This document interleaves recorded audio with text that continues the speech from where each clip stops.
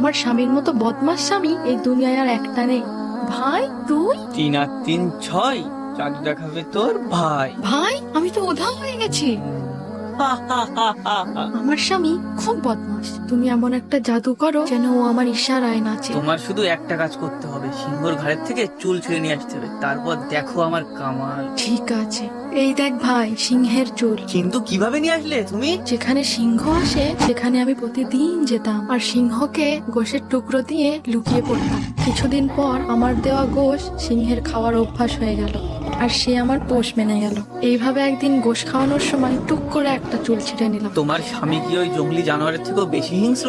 যে পশুকে তুমি কিছুদিন খেদমত করেছো সে তোমার উপর এতটাই খুশি হয়েছে যে সে তোমার তার নিজের ঘাড়ের চুল ছিঁড়তে দিয়েছে, আর তোমাকে কিছুই বলেনি। নিজের স্বামীকে সম্মান করো। কিছুদিন ভালোবেসে খেতে দেওয়ার ফলে যদি একটা জঙ্গলি সিংহ তোমার দেওয়ানা হতে পারে, তাহলে তোমার স্নেহের ভালোবাসার স্বামী কেন হবে না?